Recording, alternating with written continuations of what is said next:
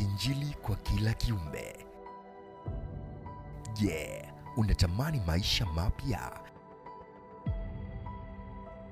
Karibu kwenye YouTube channel ya Pastor Godwill, mahali pa kukutana na nguvu ya neno la Mungu. Pokea ujumbe wa kweli unaobadilisha maisha. Jifunze kushinda changamoto zako kwa imani. Pata uponyaji kiroho, kimwili na kihisia. Hii ni safari ya kipekee kuelekea uzima uliojaa tumaini. Subscribe sasa. Maisha yako hayatabaki kama yalivyo.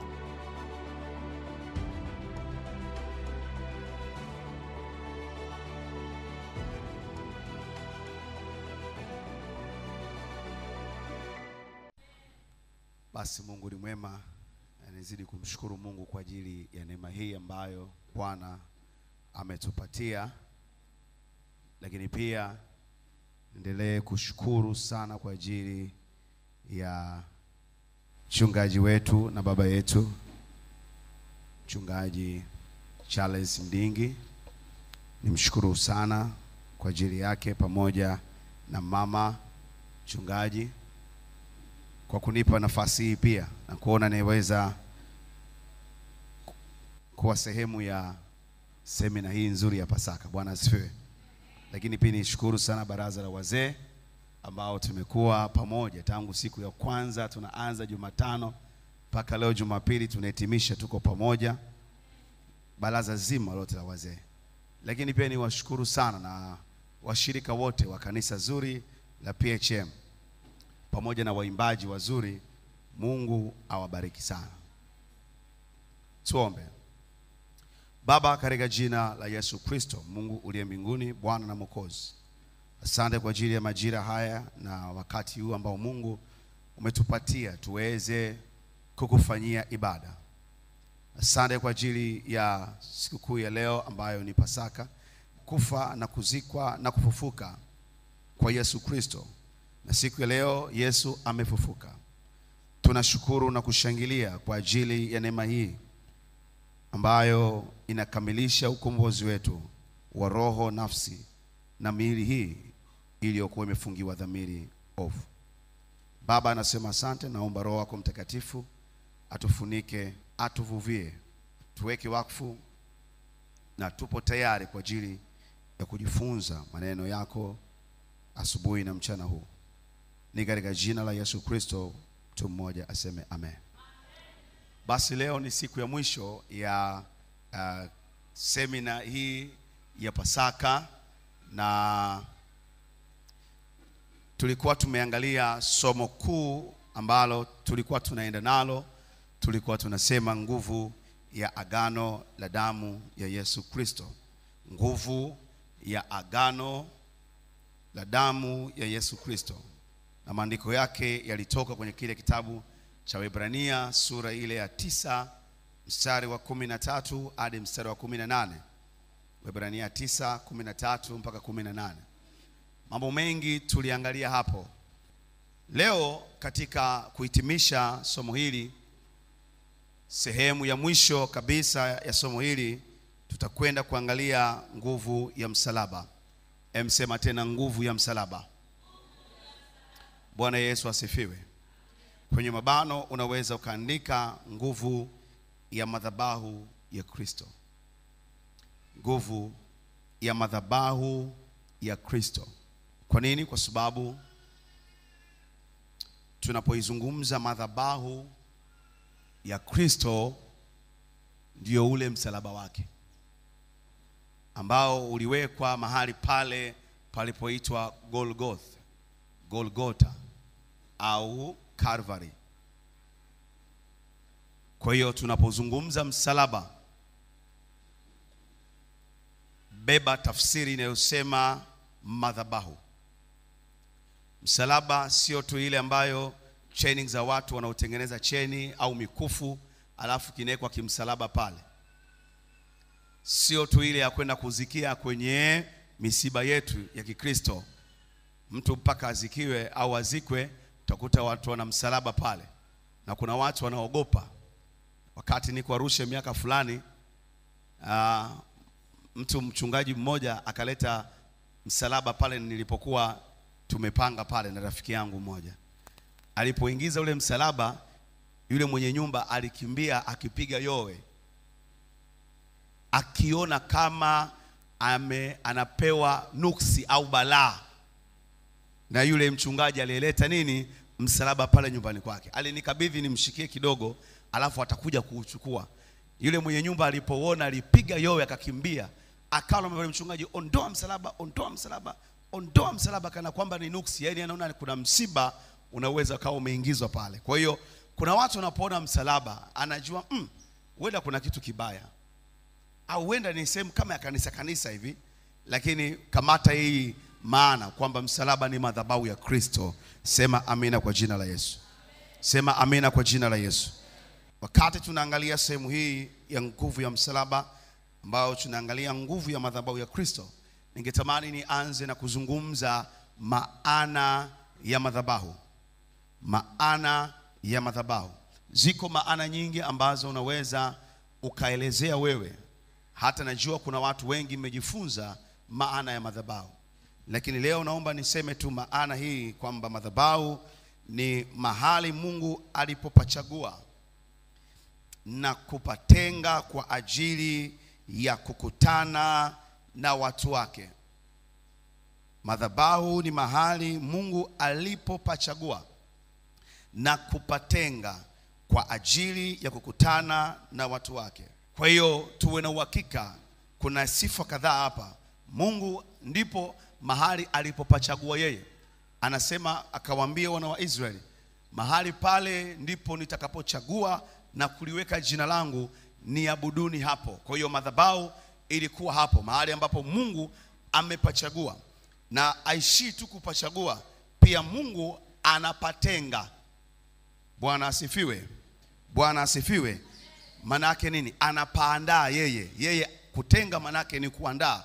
Yeye anapaandaa kwa ajili ya kukutana na watu wake.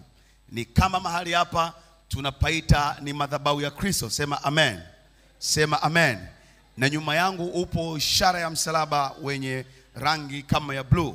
Kwa hiyo tuwe na uhakika ya kwamba madhabahu ni mahali Mungu alipopachagua na kupatenga kwa ajili ya kuwa na kukutana na watu wake. Hata mahali hapa siku ya leo Mungu anakwenda kukutana na watu wake. Sema amina kwa jina la Yesu. Mungu anakwenda kukutana na wewe. Sema amina kwa jina la Yesu. Leo shida zako, mateso yako, vita yako, Mungu anakwenda kuimaliza katika jina la Yesu Kristo. Maana tunayo damu ya agano lenye nguvu kupita maagano yote. Sema amina. Na leo kila agano ambalo si la kimungu, kila agano ambalo limefanyika nje ya agano la Kristo, leo linakwenda kuvunjika. Sema amina kama unaamini pamoja nami katika jina la Yesu.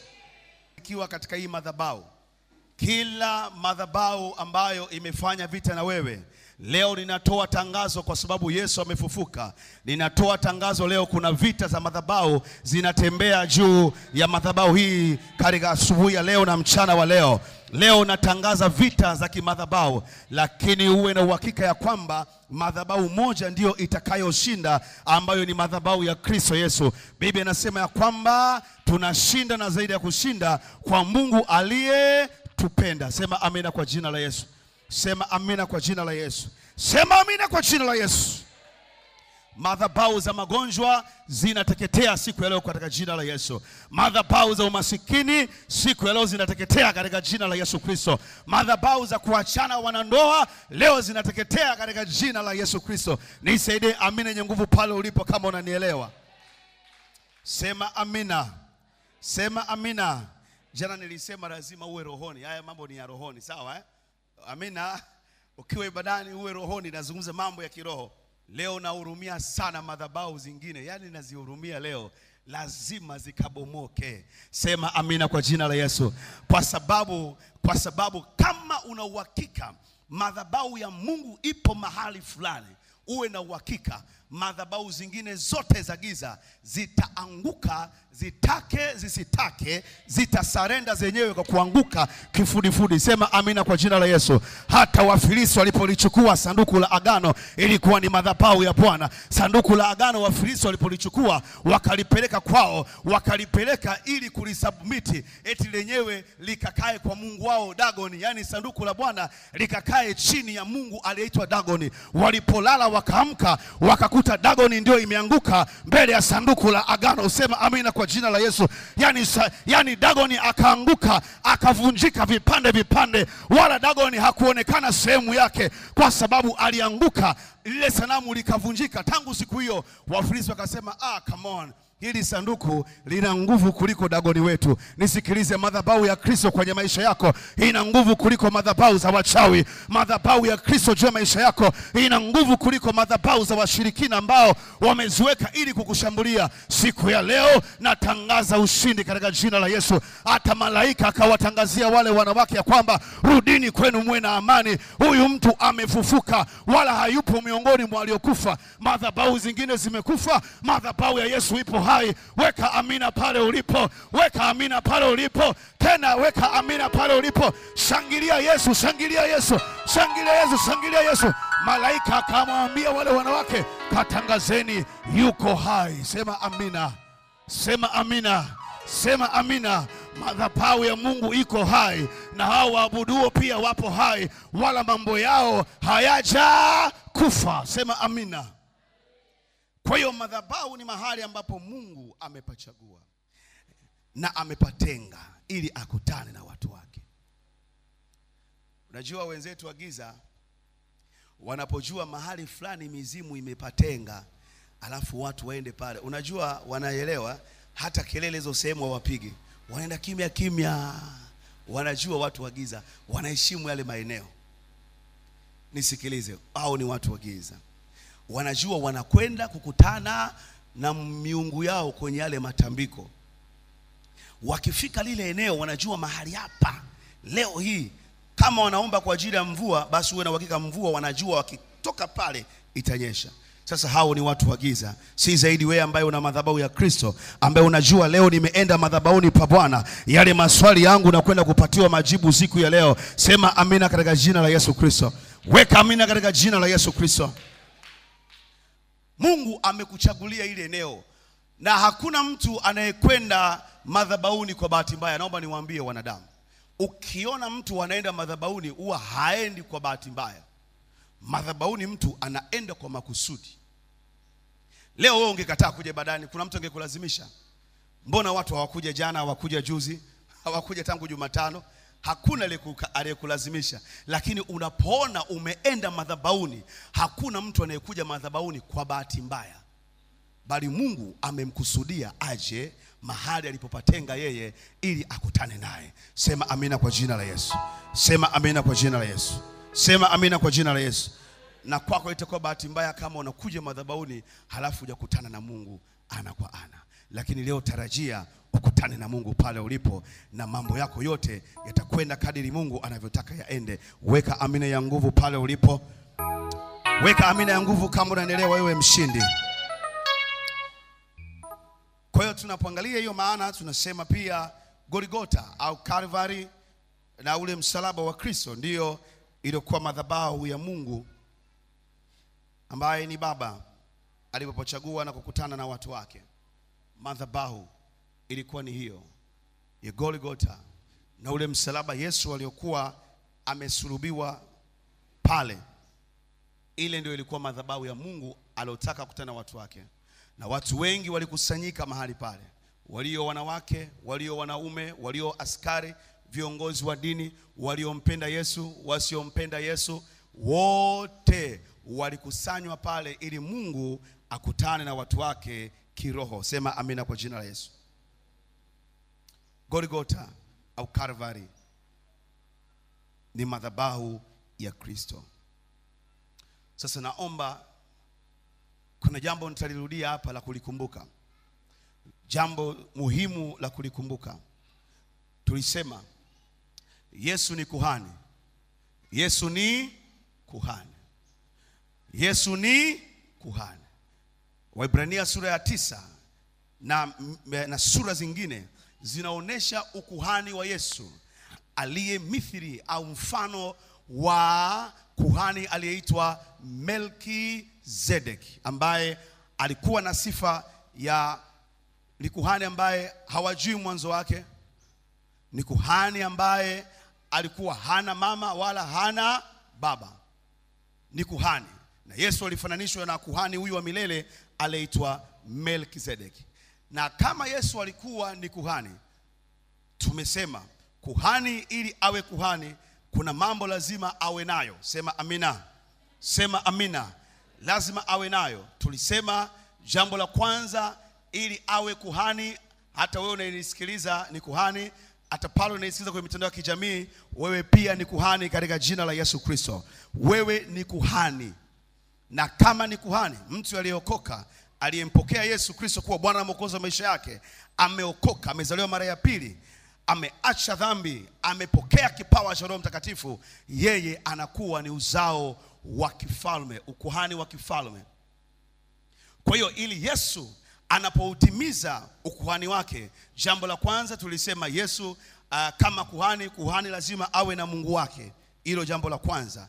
Kwa wale ambao hamkuwepo unaweza mkaandika, kuhani lazima awe na Mungu wake. Jambo la kwanza. Ndio maana Yesu pale msalabani alisemaje? Eloi Eloi lama basakitani, yani Mungu wangu mbona umeniacha? Unaona? Kwa hiyo manake nini? Manake ni kwamba wale walinzi wakasema anamuita Mungu wake. Yani wao walitafsiri kwamba anamuita nani? Mungu wake. Walivyotafsiri wao wakajua anamuita Elia. Lakini yeye alikuwa anaongea na Mungu wake kama baba yake. Sema amina. Lakini tulisema kuhani lazima awe na madhabahu yake. Madhabahu yake, Mungu wake, alafu pili ana madhabahu yake, ambayo tunapozungumza sasa kwa habari za Yesu, tunaposema kwa habari ya madhabahu yake, manake ni kwamba ni Golgotha au Calvary. Ile ndio ilikuwa madhabahu ya Kristo. Sema amen. Sema amen. Na tafsiri nyingine hapa kabla sijaenda mbali, tafsiri nyingine ya madhabahu, kuna mahali fulani tulijifunza na nilipenda sana kujifunza hichi kitu, ya kwamba madhabahu tafsiri yake nyingine iliitwa a slaughter house. A slaughter house, yani ni nyumba ya machinjio, ni mahali pa kuchinja. Yani madhabahu ni mahali pa kuchinja. Wale watu wa upande wa pili kule huwa wanaelewa, kuna sehemu wanaambiwa nendeni pale mkachinje mbuzi wawili, au kachinjeni kuku, au leteni njiwa. Kuna mahali panatengwa wanachinja pale, penye kuchinja ile ni madhabahu. Kwa hiyo madhabahu ni mahali pa machinjio. Kwa hiyo Yesu alipokuwa anaenda Golgotha, alikuwa anaenda mahali pa machinjio. Kitabu kile cha Isaya 53 mstari ule wa 7 nitasoma. Biblia inasema alionewa lakini alinyenyekea, wala hakufunua kinywa chake, kama mwana kondoo apelekwaye machinjioni, na kama vile kondoo anyamazavyo mbele yao wamkatayo manyoya yake, naam, hakufunua kinywa chake. Bwana asifiwe. Unaona hapo Biblia inazungumza Yesu alikuwa akipelekwa kama mwanakondoo machinjioni. Yesu alipokuwa anapelekwa Golgotha, alikuwa anapelekwa machinjioni, kwa sababu kwenye fasili moja ya Yesu Kristo katika ulimwengu wa roho ana sura ya kuitwa mwanakondoo wa Mungu. Wazungu wanamuita Lamb of God, mwanakondoo wa Mungu. Sema amina. Sema amina. Yesu aliitwa mwanakondoo wa Mungu. Hata Yohana akasema, tazameni mwanakondoo wa Mungu aichukuae dhambi ya ulimwengu. Umeona? Kwa hiyo Yesu, moja ya fasiri yake kiroho, aliitwa mwana kondoo. Kwa hiyo alipokuwa anapelekwa Golgotha, kwa maana ya ukuhani na ibada, alikuwa akipelekwa madhabahuni kwa tafsiri ya mahali pa kuchinjia, na pale ndipo Mungu alipopatenga ili Yesu achinjiwe hapo. Sema amina kwa jina la Yesu. Sema amina kwa jina la Yesu. Sema amina kwa jina la Yesu. Ndio maana ni muhimu sana nikwambie hichi kitu, Mkristo, unapoenda kwenye madhabahu yoyote uwe na uhakika mahali hapo pana ni machinjio ya Yesu Kristo, ili Mungu akutane na wewe. Unaweza kwenda kwenye madhabahu zingine, lakini si madhabahu ambazo Yesu alichinjwa. Sema amen. Unaweza kunielewa? Yani Golgotha, wote waliofika Golgotha, maana yake palikuwa ni mahali Mungu alipopachagua na kupatenga yeye mwenyewe ili akutane na watu wake. Kwa hiyo uwe na uhakika, sio kila mlima ni Golgotha. Milima ilikuwa mingi, si kila mlima ni Golgotha. Uwe na uhakika, makanisa ni mengi, ila sio kila kanisa ni la Kristo. Kwa uwe na uhakika, unapokwenda Golgotha ni penyewe kwa Bwana. Sema amen. Sema amen. Maana magolgotha mengine walichinjiwa watu wengine ambao sio Kristo. Kwa hiyo maana yake nini? Ukienda eneo sahihi uwe na uhakika, nimesema baada ya machinjio Mungu mwenyewe atashuka akutane na watu wake. Watu wake. Sasa kama umeenda eneo sio sahihi, maana yake nini? Huyo Mungu atakayeshuka uwe na uhakika hatakuwa Mungu sahihi ambaye wewe umemfuata. Kwa hiyo naomba niliseme hili vizuri sana. Ni lazima Mungu mwenyewe akufunulie haya kwa uweza wa Roho Mtakatifu. Sema amina. Tupo nyakati za mwisho, Yesu anarudi, na makristo ya uongo yako mengi sana, na magolgotha mengi yapo yameibuka Tanzania na maeneo mengine, lakini heri ya mtu ambaye yuko rohoni, yeye aliyembeba Kristo, ambaye anayeweza kutembea katika utembeaji huu. Sema amina. Nimetoa tahadhari sisi sote kama mhubiri. Kwa hiyo palikuwa ni mahali pa kuchinjia. Tumesoma hiyo Isaya. Na jambo la mwisho kabisa ambalo kuhani analo ni sadaka yake. Na nilisema la mwisho, lipo la mwisho zaidi. Tulisema kuhani, ile kuhani, moja, awe na Mungu wake; mbili, awe na madhabahu yako silale kamanda, awe na nini? Madhabahu yake; tatu, awe na sadaka yake. Sema amina. Na Yesu alikuwa na sadaka yake. Nilisema Jumatano msiokuwepo, hata wewe unapokuja kanisani ukiwa kuhani wa Bwana ni lazima uwe na matoleo. Sadaka ni muhimu sana kuwa nayo ukiwa ni kuhani. Kama sio kuhani achana nayo, lakini ukiwa ni kuhani, ili ukamilishwe ukuhani wako lazima uwe na sadaka. Hello? Hello? Lazima uwe na sadaka. Sasa Yesu alikuwa na sadaka yake. Ni ipi? Ni damu yake iliyomwagika. Sema amen. Na damu hii ya Yesu ilionyesha mauti yake ya msalaba. Mauti ya msalaba. Kwa hiyo damu yake ilionyesha mauti ya msalaba. Unajua, naomba niwatofautishie hapa. Unaweza kutoa damu kwa wengine kwa njia nyingi. Hata mimi naweza kutoa damu yangu kuwapa mwingine kwa njia nyingi. Ni njia ipi? Sikiliza. Mimi ninaweza kutoa damu yangu nikakupa wewe kwa sababu ulipungukiwa damu. Nikatoa damu yangu nikakupa wewe, nikatoa damu yangu nikampa na huyu, nikatoa damu yangu nikampa na huyu kwa sababu umepungukiwa damu. Yesu hakutoa damu yake kwa ajili yetu kama kutupa damu iliyopungua. Yesu alitoa damu yake si kwa namna ya kutoa damu kwa waliopungukiwa damu. Yesu alitoa damu yake kwa namna ya mauti. Sema amina. Kwa namna ya mauti. Utasema hii imekaje? Kwa nini mauti? Ni kwa sababu Biblia inazungumza damu yake imemwagika. Neno imemwagika maana yake inaonesha kumwagwa kwa damu, yani kufa kwa mtu au kuchinjwa kwa mtu. Sehemu nyingine inapozungumza damu ya Yesu ni damu ambayo ilikuwa ikitiririka. Ile taji aloivaa kichwani ya miba na ile mijeledi aliyopigwa pale msalabani alipokuwa ameangikwa, na ile taji ya miba ilikuwa ikitiririsha damu ikitiririsha. Damu iliyokuwa ikitiririka mpaka kwenye ardhi inaonyesha mauti, inaonyesha mauti. Yani huyu mtu anachinjwa. Kwa hiyo damu yake ilikuwa ni ya mauti.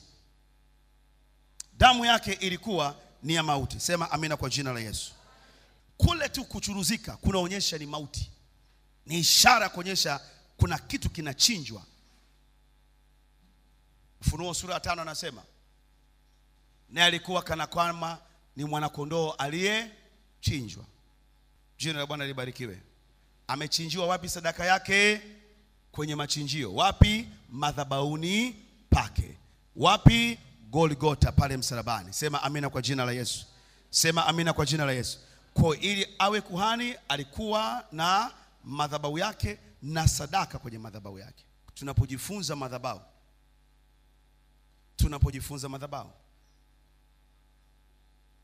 na tuwe na uhakika ya jambo la 4 au la mwisho ambalo kuhani nalo ni neno la madhabahu. Sema tena neno la madhabahu.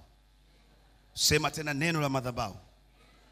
Madhabahu haiwi vivi. Madhabahu haiwi vivi. Madhabahu inakuwa na kuhani wake. Madhabahu inakuwa na sadaka yake. Madhabahu pia inakuwa na nini? Inakuwa na neno lake. Sema amen. Sema amen. Neno lake. Neno lake. Neno la hiyo madhabahu. Na mara nyingi neno la madhabahu huwa ndio neno la kimafunuo. Neno la madhabahu maana yake ni neno la kimafunuo la hilo madhabahu. Au tunaweza tukaita ni neno la kinabii ambalo limenenwa kwenye hiyo madhabahu wakati inaanzishwa. Mimi naamini kiona mtumishi wa Mungu ameitwa akafungue kazi sehemu fulani, Mungu huwa anampa na neno la kwenda kuijengea hiyo madhabahu. Lazima Mungu ampe na neno la kinabii au neno la kimafunuo. Sema amen. Sema amen. Mchungaji wangu, bishop wangu ambaye amelala katika Bwana, na sasa hivi tuko na mama pale Kitunda Redini, kanisa zuri la Sayuni Prayer Mission. Mwanzilishi wa lile kanisa, Mungu alimpatia neno la kinabii, akamwambia utanijengea hospitali mahali hapa, na kila mgonjwa atakayekuja au kila mtu mwenye vifungo ataponywa hapa kama hospitali ya kiroho. Sema amen. Alipoambiwa, lile lilikuwa ni neno la kinabii ya ile madhabahu. Sema amen. Sijapata muda wa kuongea vizuri sana na baba yangu mchungaji Charles, lakini naamini kabisa Mungu ameshaongea naye. Wakati anakuja mahali hapa hapakuwa hivi kama panavyoonekana. Wakati kanisa linaanza hapa halikuwa hivi kama linavyoonekana. Washirika au waamini hawakuwa katika idadi ambayo kama ilivyokuwa leo. Lakini Mungu kuna neno ambalo alisema naye wakati amemleta mahali hapa. Lile neno la kwanza kabisa alosema naye ndio linaitwa neno la madhabahuni. Sema amen. Lenyewe huwa ni taa ya madhabahu. Yenyewe huwa ndio dira ya hiyo madhabahu. Usishangae kuna mwingine akaita kanisa lake ni mlima wa makimbilio. Mwingine akaita neno alilopewa yeye na Bwana ya kwamba mahali hapa ndipo mahali pa watu kupokea faraja zao. Na kweli kila atakayeingia kwenye ile madhabahu atapokea faraja. Sasa nategemea Mungu amesema naye nini, kwa sababu neno alilopewa mtumishi huyu ni tofauti alilopewa huyu. Na tukijua hilo hatutashindana kimashindano ya kihuduma, maana kila mtu Mungu amempa kwa kadiri alivyoona yeye nini afanye. Sema amen. Sema amen. Sema amina. Kwa hiyo neno la kimadhabahu Yesu alilitoa pale pale msalabani. Yesu alilitoa neno lake la kimadhabahu pale pale msalabani. Sema amina kwa jina la Yesu. Sema amina kwa jina la Yesu. Sema amina kwa jina la Yesu. Kitabu kile cha Wakorinto wa kwanza sura ya kwanza mstari ule wa 18. Wakorinto wa kwanza. Wakorinto wa kwanza sura ya kwanza mstari ule wa 18.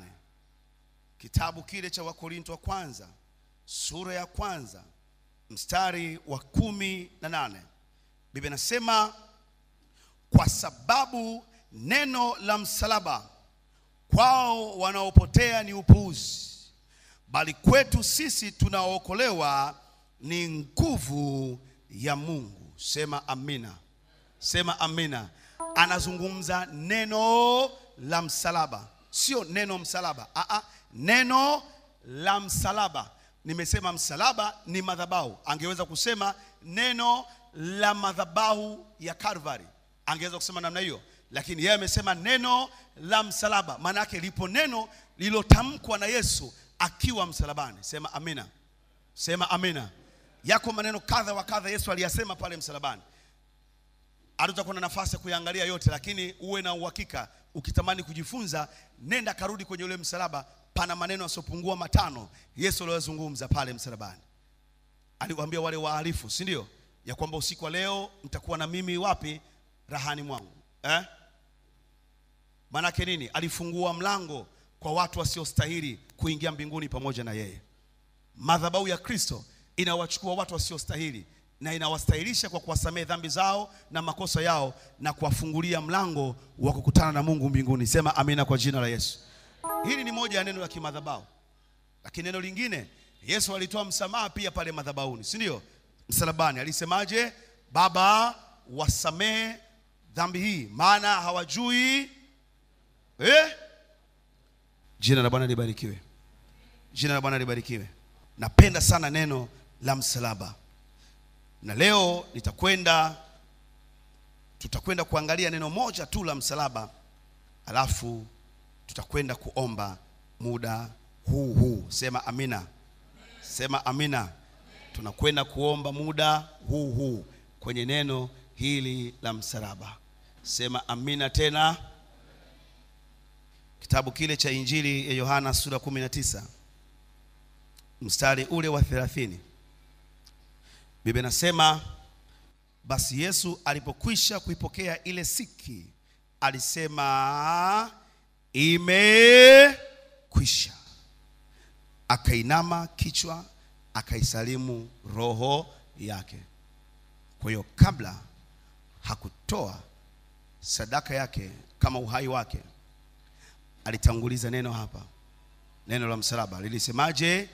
Imekwisha. Sema tena imekwisha. Sema tena imekwisha. Paza sauti yako, sema imekwisha. Sema tena imekwisha. Sema tena imekwisha. Sasa sikiliza. Hili neno ni tangazo.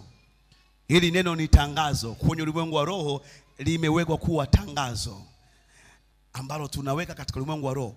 Kila alisomaye na aelewe. Sema amina. Sema amina. Sema amina. Imekwisha. Yesu wakati analizungumza hili neno, tunaporudi sasa katika kile kitabu cha Wakorinto sura ya kwanza, Wakorinto ile sura ya kwanza mstari wa 18, anasema kwamba maana neno la msalaba kwao wapoteao ni upuzi, lakini kwetu sisi tunaokolewa neno la msalaba ni nguvu ya Mungu yenyewe. Sema amina kwa jina la Yesu. Yani Yesu alipozungumza imekwisha, hilo neno la msalaba kwetu tunaookolewa ni nguvu ya Mungu inayotenda kazi, lakini kwao wenye dhambi ni upuzi. Kwao wenye dhambi ni upuzi, wasioamini kwao ni upuzi, bali kwetu tuliokolewa ni nguvu ya Bwana. Sema amina. Ni nguvu ya Bwana inayokuinua. Sema amina. Ni nguvu ya Bwana inayokufungua. Sema amina. Yani watake wasitake, neno la msalaba lina nguvu ya Bwana. Yani neno la msalaba lenyewe lina nguvu. Biblia inasema ya kwamba Bwana alipoangalia mateso yao akalituma neno lake ili awaokoe kwenye shida zao. Bwana amelituma neno la msalaba katika Pasaka hii kuambia kwamba imekwisha. Mateso yako yamekwisha, vifungo vyako vimekwisha, dharau zako zimekwisha. Kuna watu wanakudharau, lakini dharau zao ninataka nikwambie kama mhubiri mchana wa leo ya kwamba pale msalabani Yesu ametangaza imekwisha, kwa sababu kwetu tunaoamini katika Kristo Yesu neno imekwisha ni nguvu ya Mungu yenyewe ambayo Bwana alitamka, na alipotamka akaitoa sadaka yake. Kila neno ambalo limetolewa sadaka huwa lina nguvu ya utendaji kiroho. Yani kuna maneno kiroho hayatolewi matupu matupu, yako maneno kiroho yanatolewa na sadaka. Uwe na uhakika, lazima uielewe damu ya Yesu. Unapoingia kuomba lazima uielewe damu ya Yesu, ya kwamba lile neno alilosema imekwisha. Shout, sema amina. Piga kelele, tangaza, sema imekwisha. Sema tena imekwisha. Sijawasikia washindi wanaosema imekwisha. Lakini leo mimi nimekuja na hili tangazo. Nimeambiwa nikwambie na Mungu ya kwamba mateso yako Baba anasema imekwisha. Sema amina kwa jina la Yesu. Sema amina kwa jina la Yesu. Kuna watu wamekuwekea vita, na wamekuwekea vita juu ya huduma yako. Wamekuwekea vita juu ya wokovu wako. Wamekuwekea vita juu ya biashara yako. Mimi biashara yangu nikaekewa vita, lakini nikakumbuka neno la msalaba ya kwamba imekwisha.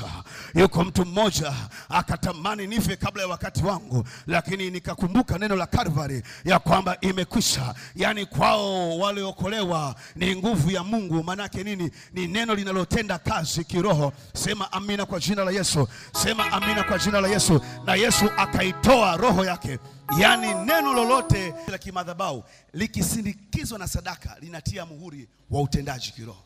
Ndio maana Yesu aliposema kisha akaitoa roho yake.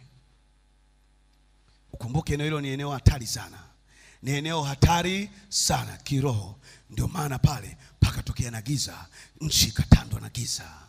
Pakawa na giza masaa kama 3-4 hivi. Si naongea nani ili neno kama la unabii kwako au kama neno la kimadhabahu kwako. Sio maneno yangu, ni maneno ya Yesu. Ametangaza kwamba imekwisha. Imekwisha. Kama unataka yaendelee, taka wewe. Lakini leo hii nimepewa nikwambia kwamba imekwisha. Weka amina kwa jina la Yesu.